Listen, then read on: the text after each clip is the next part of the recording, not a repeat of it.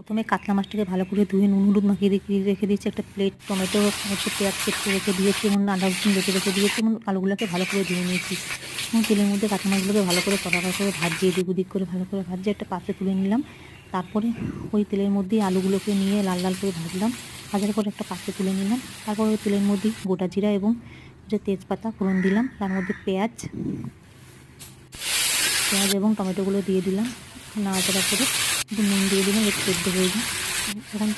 তারপরে হচ্ছে দিয়ে দিলাম আদা রসুন বাটাটা, ভালো করে নাড়াচাড়া করলাম। করার পরে তার মধ্যে দিয়ে দিলাম হচ্ছে হলুদের গুঁড়ো দেওয়ার পরে নাড়াচাড়া করে দিয়ে দিলাম হচ্ছে লঙ্কার গুঁড়ো দেওয়ার পরে তার মধ্যে দিয়ে দিলাম হচ্ছে কাশ্মীরি রেড চিলি গুঁড়ো, হচ্ছে জিরের গুঁড়ো, ধনের গুঁড়ো মতো দিলাম। দেওয়ার পরে ভালো করে নাড়াচাড়া করে কষিয়ে যখন তেল বেরিয়ে আসবে তখন হচ্ছে গরম জল ঢেলে দিলাম।